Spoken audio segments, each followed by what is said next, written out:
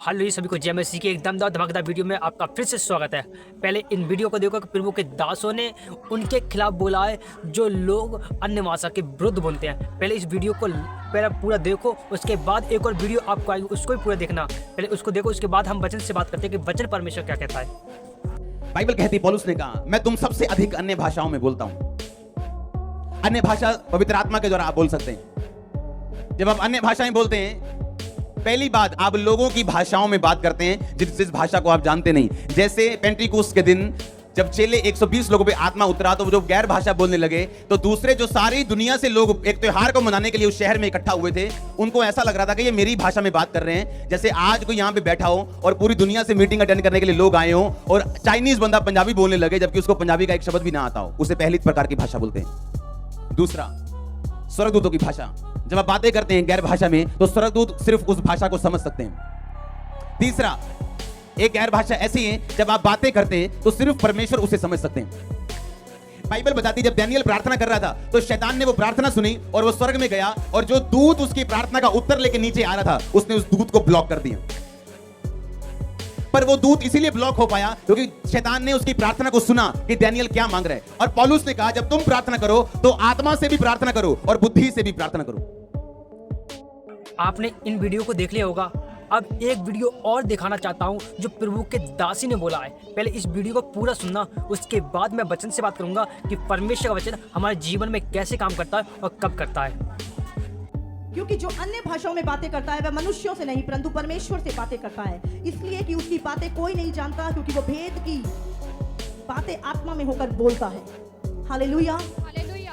विश्वासियों के लिए वचन, जब आप परमेश्वर के पास आते हैं, परमेश्वर के वचन पे मनन करते हैं, उसके बाद आप प्रार्थना करते हैं, आप अन्य भाषाओं में प्रार्थना करते हैं। ये चीजें संसार को नहीं दी गई, ये चीजें आपके लिए हैं। परमेश्वर ने कहा जो विश्वास करेगा और बपतिस्मा लेगा उसका उद्धार होगा और उसमें चिन्ह होंगे, वो अन्य अन्य भाषाएं बोलेगा। Hallelujah, hallelujah. अब इसका पढ़ेंगे, इसका 4 भी पढ़ लेंगे। जो अन्य भाषा में बातें करता है वह अपनी ही उन्नति करता है, परंतु जो भविष्यवाणी करता है वह कलीसिया की। क्या लिखा है? जो अन्य भाषाएं में बातें करता है वो अपनी उन्नति करता है। हालेलुया। सभी को जय मसीह के। आपने वीडियो को देख लिया होगा। आइए अब वचन से बात करते हैं कि परमेश्वर का वचन हमारे जीवन में कैसे काम करता है और कब करता है और कैसे उन्नति करता है। हालेलुया। तो आइए इस वचन को पूरे ध्यान से अपने मन से और बुद्धि से सुनना, जिस प्रकार आपके मन से एक ऐसी बातें उत्पन्न होती हैं जो आपके जीवन को चाहती हैं, वही ऐसे वचन से बात आपके वचन के द्वारा हम आपसे करेंगे। सुनना ध्यान से कि वचन क्या कहता है। आइए पढ़ते हैं। लिखा है पहला कुरिन्थियों 14 अध्याय उसकी 2 आयत को पढ़ते हैं। क्योंकि जो अन्य भाषा में बातें करता है वह मनुष्य से नहीं परंतु परमेश्वर से बातें करता है, इसलिए कि उसकी कोई बात नहीं समझ सकता, क्योंकि वह भेद की बातें आत्मा होकर बोलता है। हालेलुया। अब यहाँ से आप समझ जाने चाहिए कि जो अन्य भाषा बोलते हैं, लेकिन बहुत सारे, एक आपको बता दूं, अन्य भाषा 2 प्रकार की हैं। एक इंसान की भाषा, जिस प्रकार चाइनीस, उर्दू, हिंदी, इंग्लिश, मराठी, ये क्या है? ये संसारिक भाषा, ये मनुष्य की भाषा है। एक वो भाषा है जो परमेश्वर की भाषा है, जो केवल परमेश्वर ही समझ सकते हैं। मेरे प्रियजनों, ये बाइबल स्वयं कह रही है कि जो कोई अन्य भाषा में बातें करता है, क्या बोलता है, तो परमेश्वर से बातें कर रहा है। केवल जो बोल रहा है उसको भी समझ में नहीं आता, लेकिन क्या बोल रहा है क्या नहीं बोल रहा है, ना ही दूत ना ही दुष्ट भी समझ पाता है। केवल परमेश्वर और आपका आत्मा जो परमेश्वर कनेक्ट है। यदि आप आत्मिक बंदे हो और आत्मिकता में ग्रोथ कर रहे हो तो परमेश्वर वैसा ही आपके जीवन में काम करेंगे जैसा आप बोल रहे हो। जो आपको जरूरत है, आपको नहीं पता जब आप किसके विषय में, कहाँ, कब, किसके विषय में आप प्रार्थना कर रहे हैं अन्य भाषा में, लेकिन परमेश्वर आपसे चाहते हैं कि ज़्यादातर आप अन्य भाषा से बात करें ताकि आपकी उन्नति हो। तो आइए एक और आपको वचन बताता हूँ ताकि वचन से आप समझो।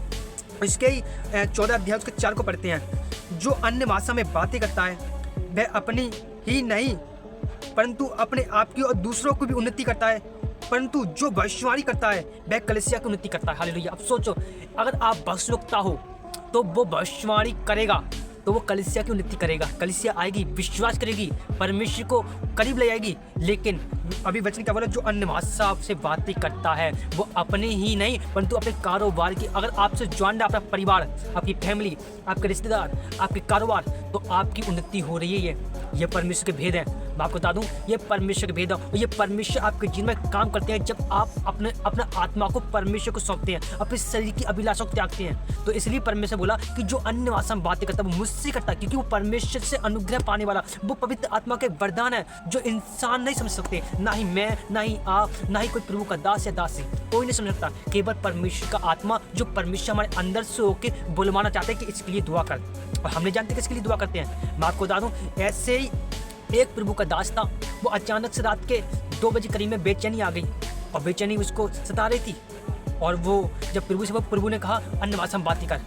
प्रभु ने कहा क्यों अन्य भाषा में बातें करूँ, मैं ऐसी नॉर्मल कर सकता हूँ। उन्होंने कहा नहीं, अन्य भाषा में बातें कर, क्योंकि अगर वो नॉर्मल करता तो अपने फैमिली के लिए, रिश्तेदारों के लिए, किसी और के लिए, लेकिन नहीं, वो परमेश्वर ने इसलिए बोला क्योंकि उसका भाई एक विदेश में था और वो शैतान उससे ऐसी टेंट से मारने वाला था। और जैसे ही वो घुटन पे बैठा, प्रार्थना में बैठा, तो क्या हुआ, वो अन्य भाषा बातें करते करते 1 घंटा बीत गया, 2 घंटा बीत गए, उसके बाद बेचैनी खत्म हो गई। उसके बाद सुबह उसने पूछा कि परमेश्वर ऐसा क्यों हुआ, तो परमेश्वर ने उसे बताया क्योंकि तेरे जो भाई था, तू उसके लिए प्रार्थना नहीं कर सकता था, क्योंकि तेरे मन में बहुत सारी शैतान बातें करता है कभी मन के द्वारा। लेकिन मैं आपको बता दूं, जिस प्रकार परमेश्वर ने उसको उत्तर दिया, क्योंकि तूने जो अन्य भाषा करी है वो किसी और के नहीं, परंतु तेरे उन्नति के लिए, जो तेरा भाई है उसके लिए तू अन्य भाषा करी, क्योंकि उसको शैतान ऐसी टेंशन से मारना चाहता था। जब ऐसी बात सुनी तो उसका भाई का उसके पास कॉल आता है कि भाई आज रात में ऐसी टेंशन से बच गया। तो जैसे ये बात सुनी तो वो हैरान हो गया।